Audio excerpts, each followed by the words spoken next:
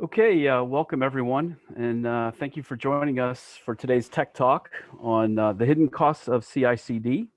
My name's Bo Roberts. I run marketing at OpsMX, and I'll be the host for today's Tech Talk. Just a few announcements and some housekeeping before we get started.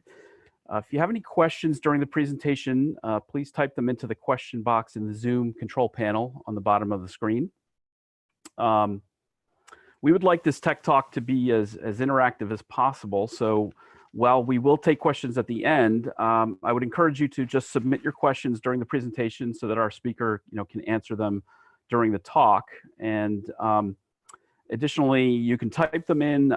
If you would actually like to just submit, do your question via voice, just raise your hand and I can unmute you, and you can engage directly with Marky Jackson, our speaker.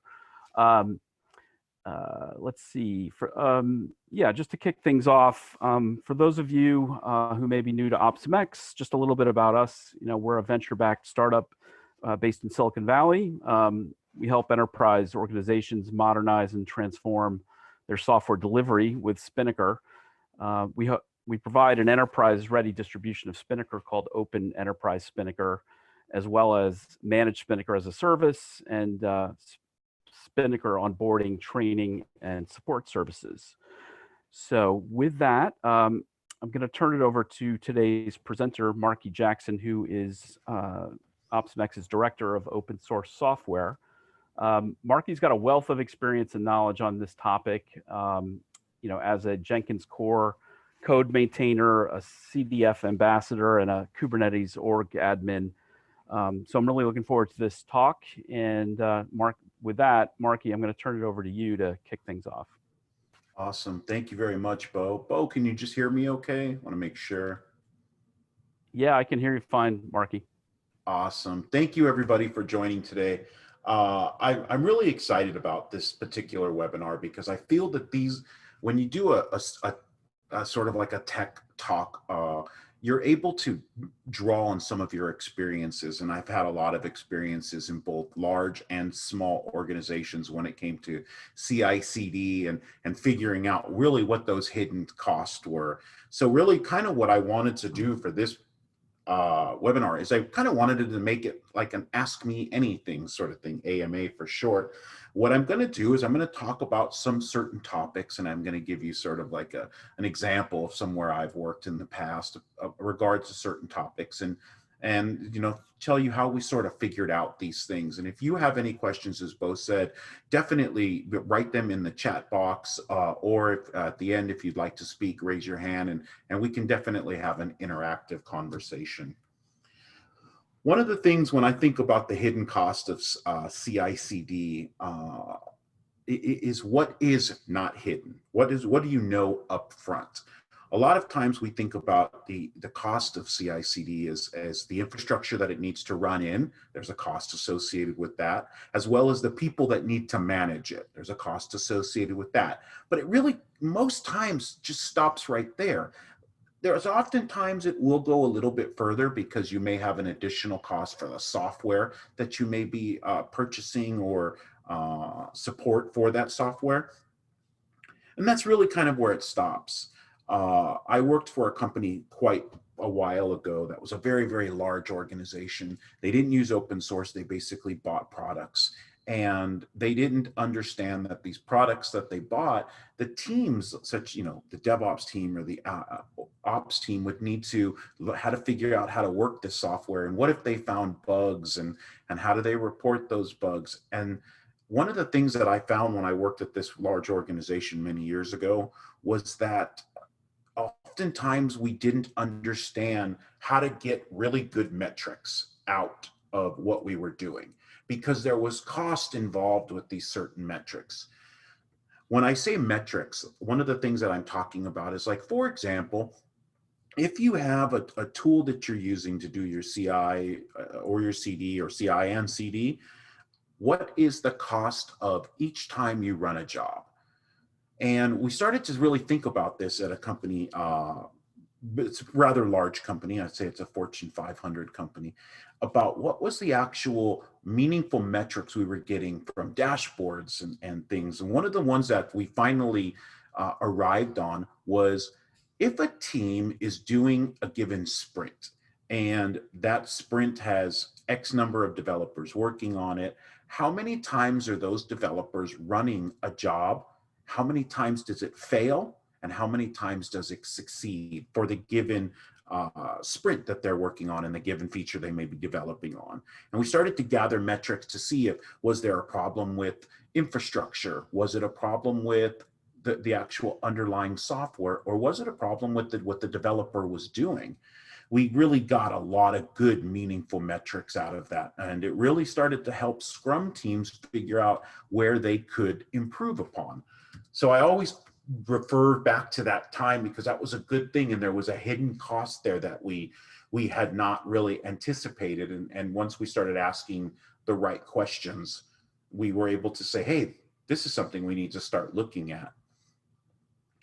Has anybody, before I kind of go, does anybody have any thoughts about that? Have you dealt with anything like that? And if you don't want to speak, please don't feel you need to. I will continue, and if you want to ask questions about that later on, please do feel free. Another thing that we found, I was working at a small startup that had Series A funding. And once they got their Series A funding, they definitely wanted to start increasing all of the infrastructure and just making things more better. And what we were doing when we did that is we didn't understand how to reduce infrastructure spend by utilizing CI/CD more efficiently. And as we started looking at maintaining a large fleet of heterogeneous CI agents, there was a cost that was super expensive from pure infrastructure. And we started to think how do we make this more ephemeral? And how can we make the CI/CD part more ephemeral so we don't have these long-standing jobs or long-running jobs that are spinning up, environments and things like that? And what do we have if we're writing in multiple languages or different versions of the same languages?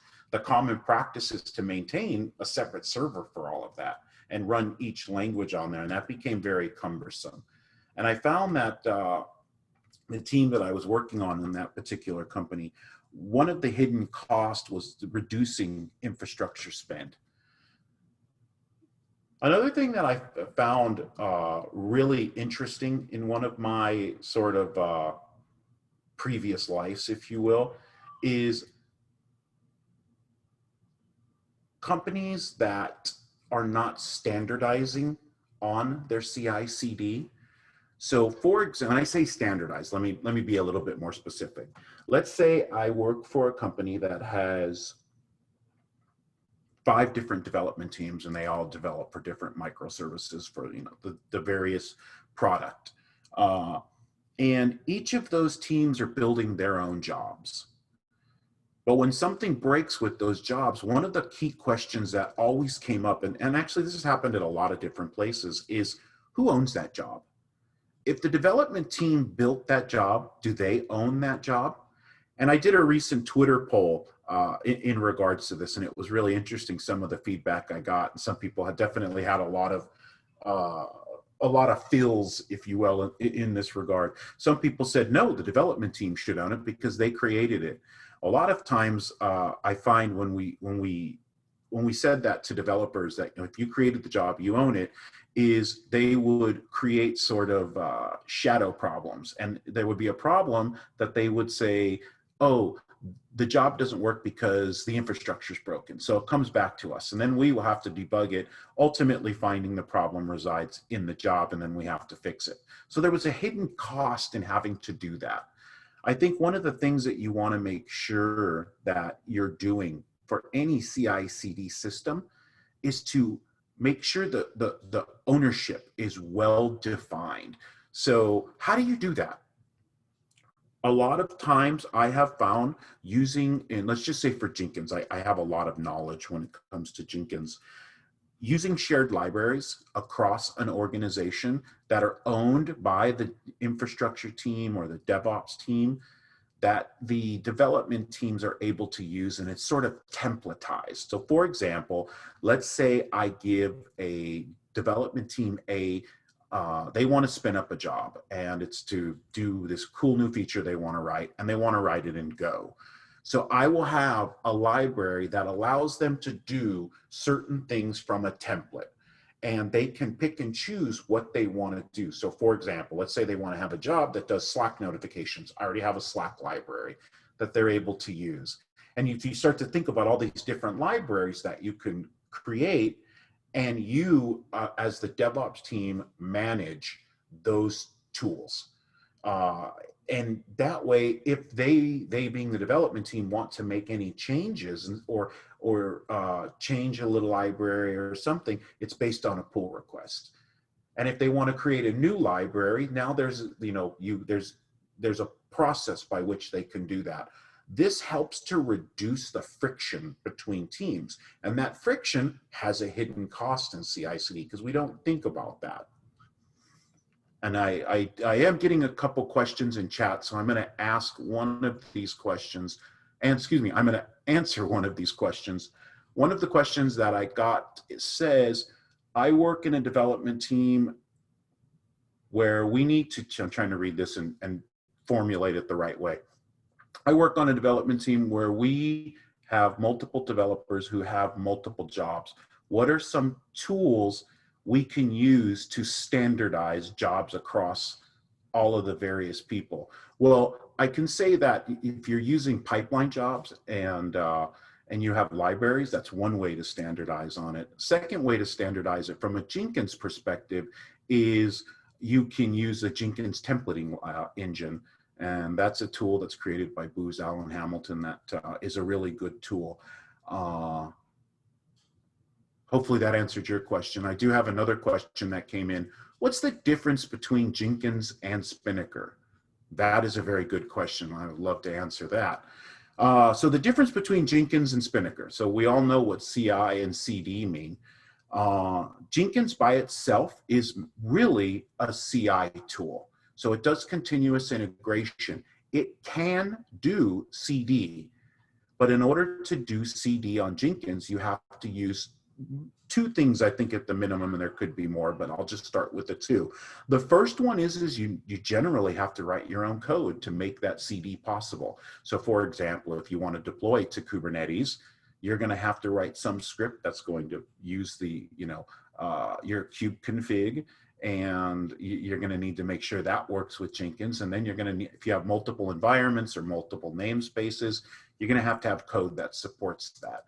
The second thing that you're going to want to use is plugins. So for example, you may want to use the Kubernetes plugin or some of the various Docker plugins if you're running any type of Docker work in that. So right there is a hidden cost. Now you have to keep that up. And as versions change in Kubernetes and things, now you have to continually update that code, or if there's bugs and things like that. Whereas the difference between Jenkins and Spinnaker is Spinnaker's not a CI tool. It integrates with CI tools, but it's mainly a continuous delivery tool or continuous deployment tool that gives you the ability to deploy to environments with ease, as well as the ability to roll back to the last known good state. There's more to that, but those are some of the main differences. Let's see here. I'm kind of going through some of the questions.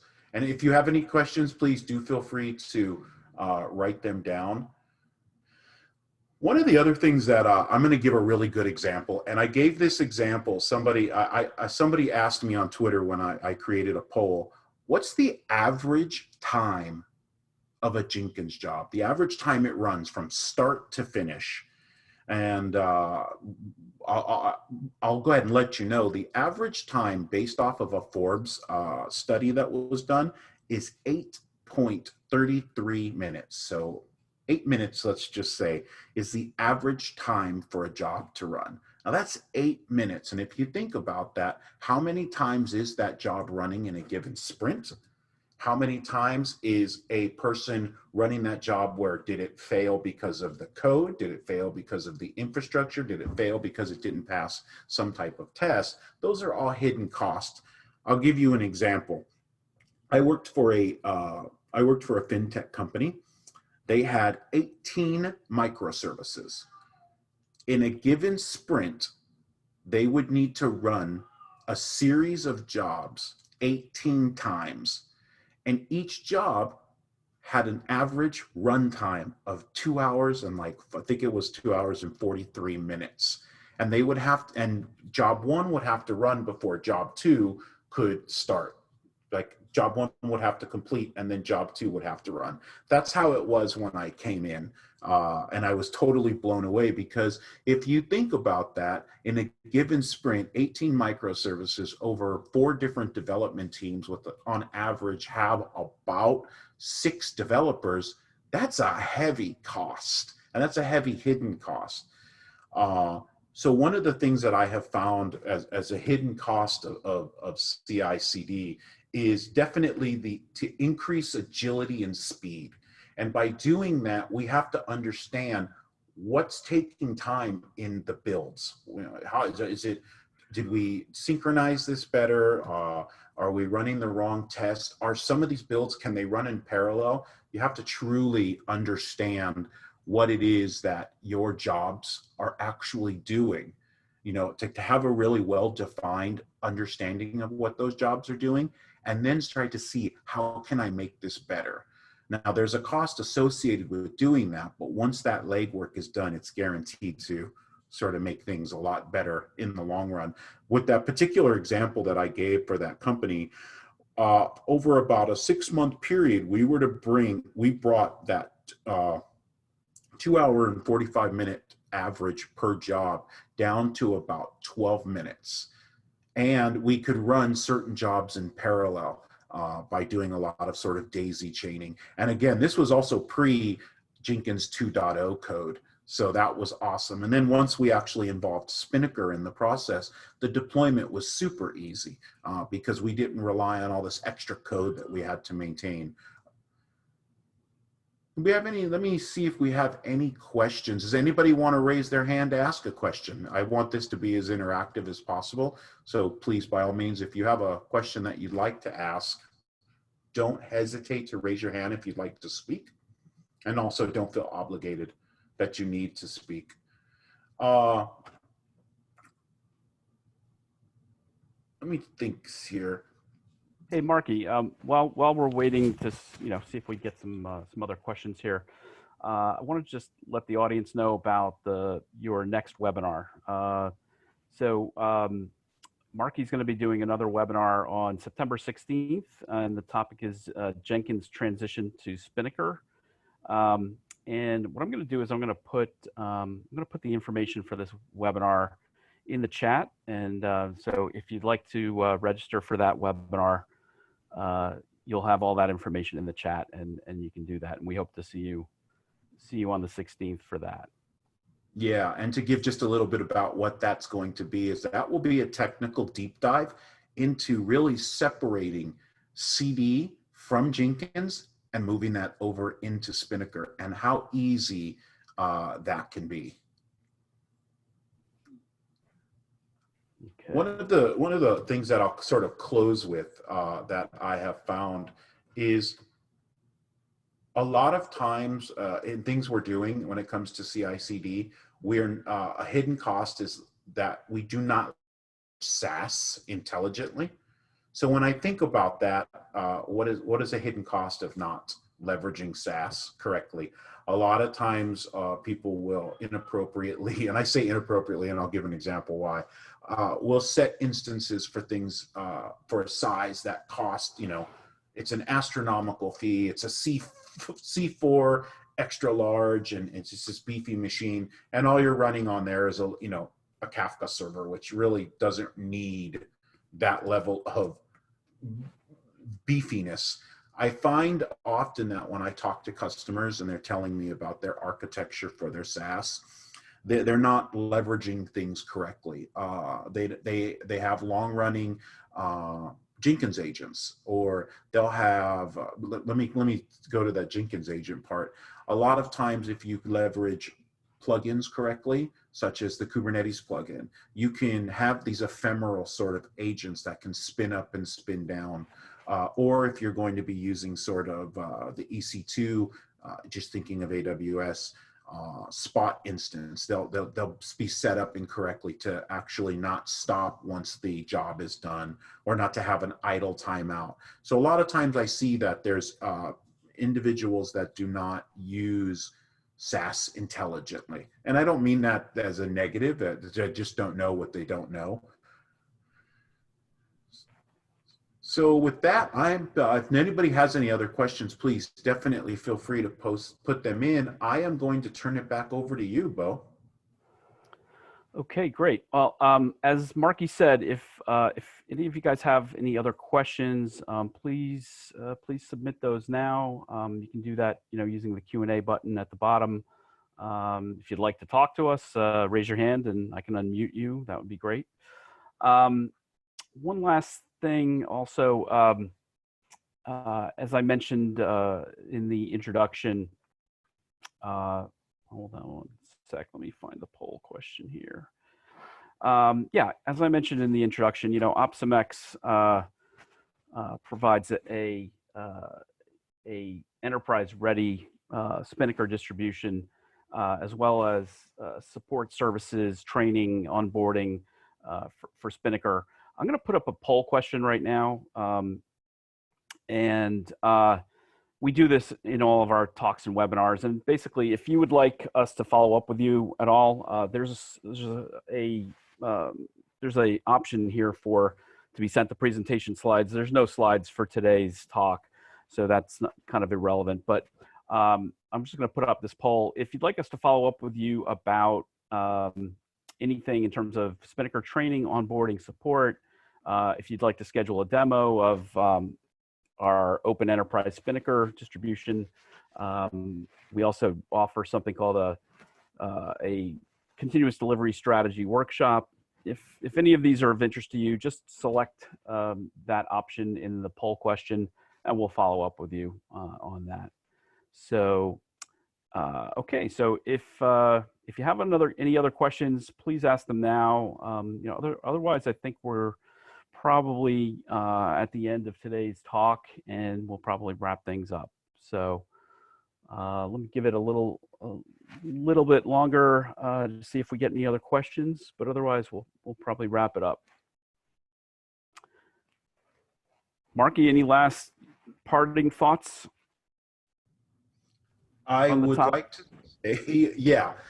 CI/CD is a super fun topic. It's super crazy sometimes when you think about all the technology advancements that we've had since, from the mid 2000s to now, with Jenkins and Spinnaker, and Jenkins graduating the CDF and Spinnaker graduating very soon as well. They're just awesome things to think about. And if you ever have any questions and you can find me online. Don't know me, I'm a very approachable person. My emails are always open, and you can DM me with your questions. I love to help, and that's all I've got. Yeah, actually, if you want to follow up with Marky, let's put your Twitter handle in the chat. Marky's Twitter handle is @MarkyJackson5. And I just put that in the chat. So definitely, Marky's really active on Twitter and social media in general. So feel free to follow up with him. And I don't see any other questions right now. So I think we're going to wrap it up for today's Tech Talk. I want to thank everyone for joining us today. I hope you enjoyed it. As I mentioned, we've got a great webinar coming up that Marky's doing on the 16th. I've put that information and the link to register for that in the chat. We hope to see you there, and have a great rest of your day, everyone. Take care.